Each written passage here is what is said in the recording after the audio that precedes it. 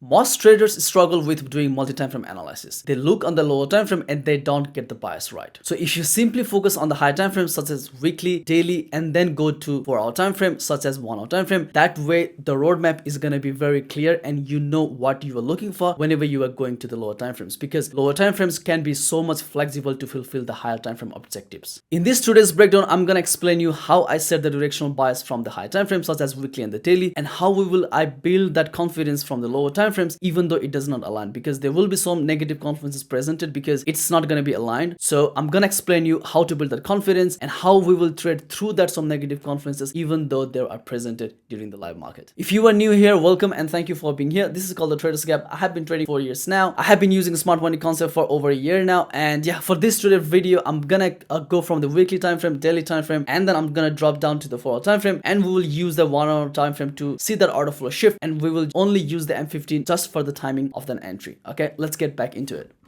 Alrighty, so what do we have on the weekly time frame? As we can see, I have been saying on the weekly market breakdown as well, we see that large wick on the weekly time frame showing that bears are in control. Okay, so with this information, what we can see is we may get a deeper pullback from the daily time frame and the 4-hour time frame, but of course we need to use that lower time frame as well, like how the price action is developing, how the price action is approaching into the key area of failure from the daily and the 4-hour time frame.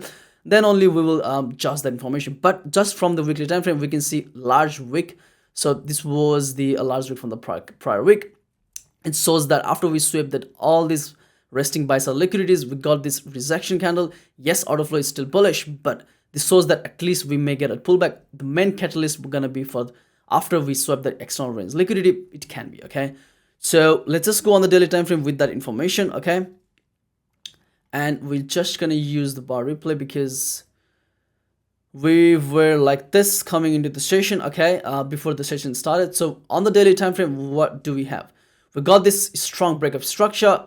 It was strong from here, but we're very corrective here. So we know that we have this internal range liquidities built, and we have this some kind of demand as well over there, right? So price can literally come back into here, fulfill the objective of the pullback, and then can head higher. That can happen 100%. But we need to understand how price action develops. If we start to see that after we see the sweep, if we start to see the push up, then fine, we'll understand the price wants to go higher and it may run these weak highs. But just focusing on the recent price action for today's session in this day, what do we got? So this was demand in control. If we refine a little bit, right? So this was the recent only demand unmitigated in this whole range. If you see this one, right, in this range, this was the only unmitigated demand. So what do we have? We got this strong momentum to the downside because we knew that on the weekly time frame there was an aggressive push down closing way below, showing that I think it's called inverted hammer candle, right? Showing that kind of impulsive move to the downside on the weekly time frame, showing that and it closed over there. That means there is not much bullish pressure before closing. Rather, it was bearish, right? It's a bearish intention when it closed way below, and we can see that we got a candle body close over the highs on the daily time frame. Yes, it's a breakup structure, but the way we pulled aggressively into this demand, it makes me wonder, yeah, we may get a deeper pullback as well. And the fact that I have been trading, I have been saying, you guys, we don't have that buy side liquidities above. So at this point, it does not make sense to price pull back like this, push up like this. Why? Because we don't have liquidities. Price needs liquidity. I often say this in the trade breakdown as well. Like, see, we need liquidities to fuel the move. We don't often move in V-shape. So we came back into this demand, which was only the unmitigated demand left in this whole leg, and we reacted. Okay, so there were bulls, and at this point I was thinking maybe we'll continue like this, right? We've got small pause in the leg, but we will run this high. But at the same time, what do we got?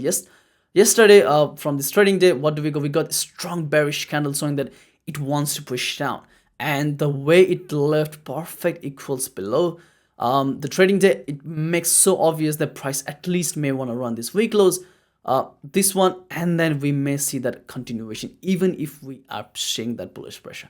Okay, but for now, the main focus, the main relation, the main game plan is just to target this weak lows, nothing else. Okay, so let's just go on the 4-hour time frame and we'll see how price action is developing. Okay, so this is the 4-hour price action. What do we have?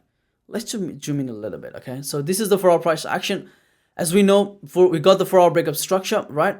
And ideally we will have pulled back very correctively like this, but instead we were very aggressive, and then we got a strong momentum to the downside, showing that I was saying as well, very small pullback by the bulls, and yeah, aggressive push down by the bearish, showing that bearish are in control. Otherwise, yeah. So for example here, if we had to pull back, we would have pulled back very correctively. But in this case, it was very aggressive, coming after sweeping external range liquidity on the weekly and the daily time frame, and aggressive momentum to the downside. It shows that probably bears is gonna take over for a while, and for bulls it's gonna take a time. Okay, so what do we got? Last couple of days ago, we got swept this one, we got a strong push up, but this didn't follow through, right? See how the momentum already finished from the bulls. It doesn't show clear intentions, and the aggressive momentum came into this kind of demand from the bears. That means this momentum, I'm gonna be on the impulsive side. I don't want to be on the corrective side. Why would I fight to play the buys from here, even though I can see that we have this strong momentum to the downside? It does not make sense. And that's why what I was saying from this piece of price action was, we got impulsive move, we got a slight corrective pullback, and now I was seeing another leg to the downside, at least to run this kind of low. So game plan, just to run this low, nothing else. And the fact that this demand was mitigated here, and the fact that we are coming again into this mitigate, it's low probability. For example, if you see, if we have this demand here, right? So for example, if we come here, let's draw the PO as well. So we have this high probability demand over there, okay? And now price is doing, it mitigated first time, and now it came back again, pushed up again, and now it's coming back to this demand again. It becomes low probability, okay? So because we had how many touch? First, second, third. So every time the demand is mitigated so many times, it becomes less and less probability to hold this from this demand, okay? It becomes low probability. It has to push after mitigate here. It shouldn't hang around. The more hang around it becomes low probability, because there won't be enough order to fuel that next leg to the upside, okay? That's how supply and demand works. And the fact that we aggressively push on into this demand, it makes me that probably we see this kind of low get taken out, and then even if we see the push up, fine, it will again. But just for the session, main game plan is to run this low. So this is the prior day lows as well, I think. So that's the 4-hour time frame. From the weekly, bias is bearish. From the daily, bias is bearish. From the 4-hour as well, bias is bearish. So just the game plan is to focus and target this week close, okay? And what do we have on the 1-hour time frame? So 1-hour time frame, yes, this is the strong low because that led to the breakup structure. Yes, it's a pullback, and this is the strong, so it may hold. So this is when multi-time frame analysis comes into play. We know that weekly time frame, daily, and the 4-hour time frame, it's showing that it wants to push down. And I'm not gonna be thinking that 1 hour is strong. We pull back into the protected low, and now it should hold. No, it shouldn't, because why? We understand how the multi-time frame analysis works. We know that based on the high time frame, this low is weak. Okay, this has not achieved anything significant on the high time frames, and the fact that we were coming from such an impulsive move to the downside makes me believe that this was just a pullback to see another leg down. Okay, so anyway, so no buys. Okay, no buys until and unless we don't see that well developed bullish range. If we do like this, then fine, maybe we can understand the price wants to push up. That way we can play. But until and unless we don't see the confirmation, it does not make sense to be aggressive on the buys, and main focus will be on the sales. Okay, so as we can see, we have some kind of supply over there. We had inducement over there as well. So this is, I think, during the Asian session. Let's go to the Frankfurt Open. Okay, so let's go. All right, so this was just before London session open. All right, so what do we got? We got a decent reaction from the supply.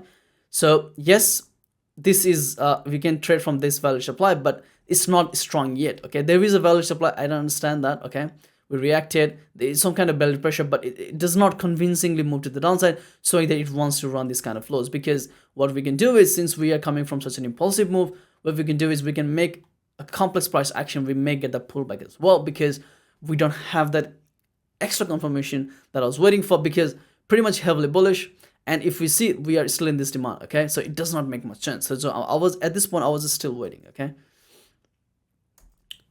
at this point I was still waiting, and yeah, we got this fake break. Okay, so we got this fake break. It's not a fractal break, but it's still, we got it. But the way we pushed up at this point, I thought maybe we are gonna get that pullback. Okay, because we have this liquidity resting above. Even if we see on the lower time frames, we can see that tons of liquidity is above.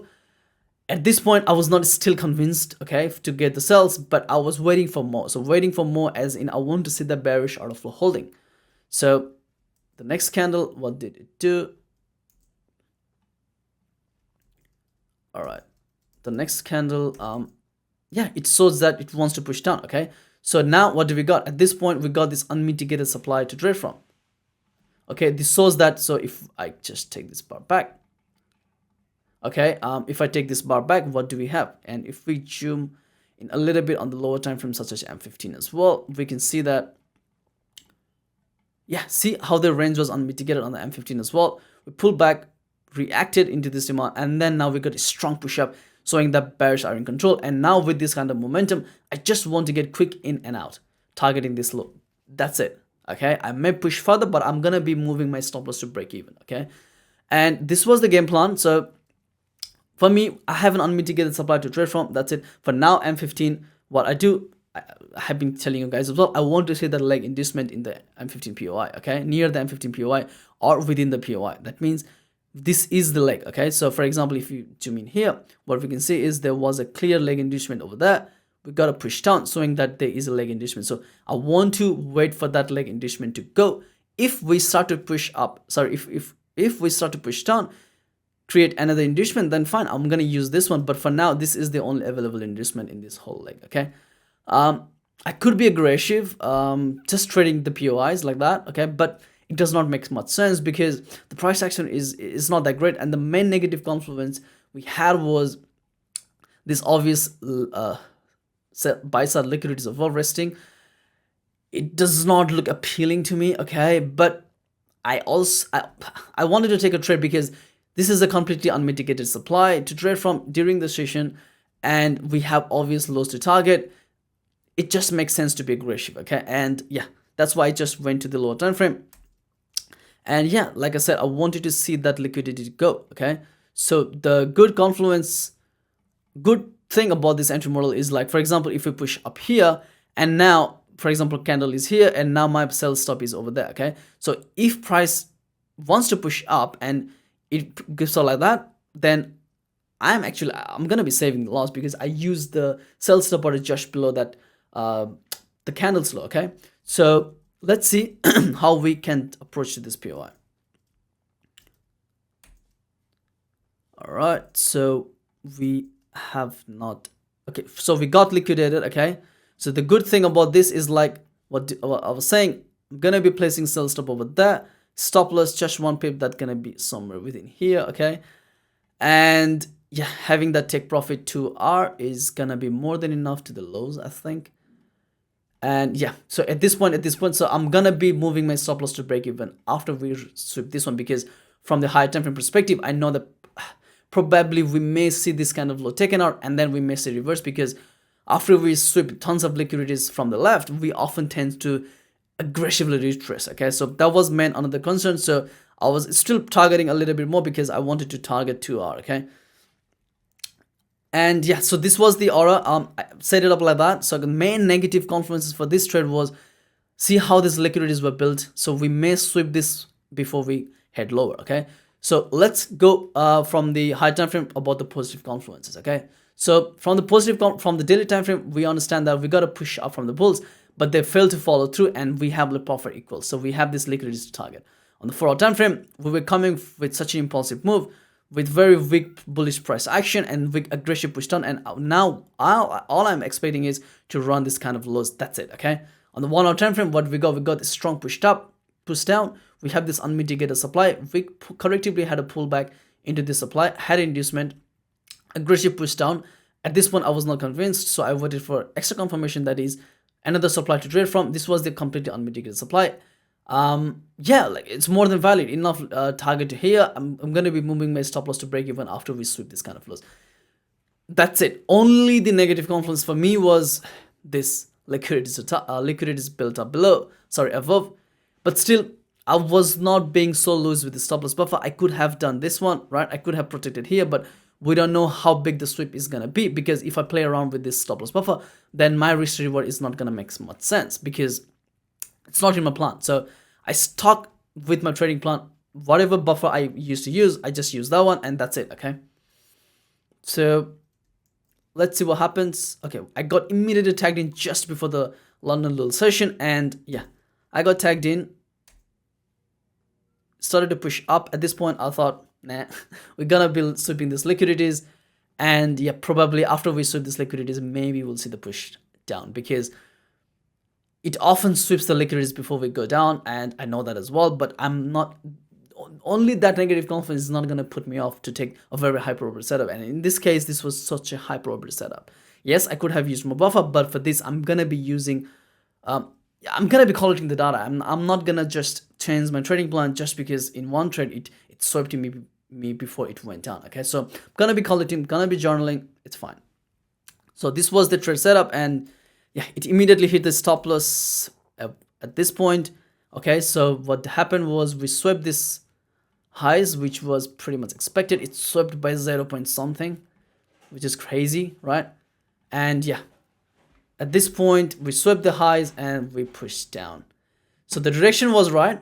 The direction was right, but it swept me before it went down. So I can't do anything, okay, except journaling. So this was the trade breakdown. So the main takeaway from this trade breakdown is gonna be, I'm just gonna have listed 7 points over there. So first is start big, then zoom in. So this is what I mean is, like, for example, start big. Okay, so we need to focus on the high time frames like weekly and the daily, and then 4 hour and then 1 hour. Okay, and then after that you need to zoom in.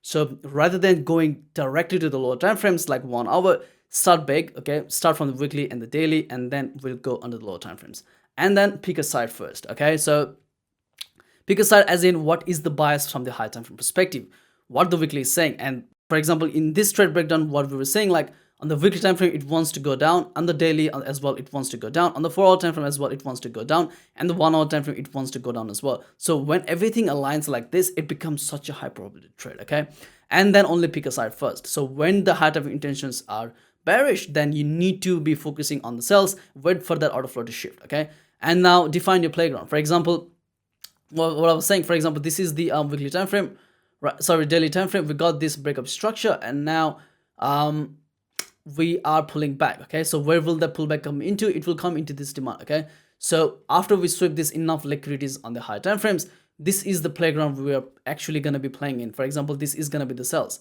Okay, so defining the playground before actually going to the lower time frames can help as well.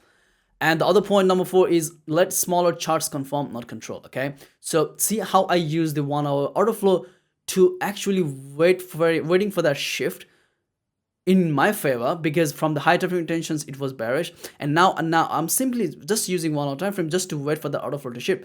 Yes, it was bearish. Okay, the intentions, I wanted to play sells, but this order flow was bullish on the lower time frame, such as 1 hour, and now simply I just wanted to see the order flow to shift.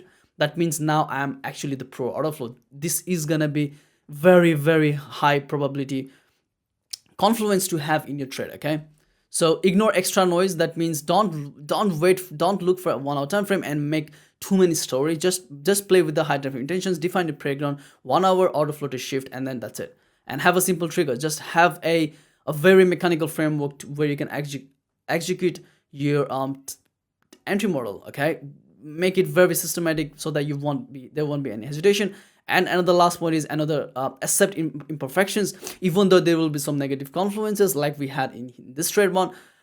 We had that sells buy sell liquidities above resting, but that's not gonna be putting me off. Why? Because we had all the positive confluences that are listed. Okay, and now this only negative confluences is not gonna put me off. So accepting imperfection, it's gonna take a long time to actually master this. Okay, so we need to accept some imperfection as well. Okay, so yeah, this is the trade breakdown, guys. I hope you took so many lessons from the doing the multi-time frame analysis from the weekly, daily, and the 4 hour time frame. And yeah, as always, if you find this video value, then yeah, hit the like, subscribe, and yeah, let me know what you want to see next time. And I'm gonna put a link to the pound dollar trade breakdown where I explain how to use liquidity concept and the supply and demand. What's that? And yeah, as always, thank you for being here.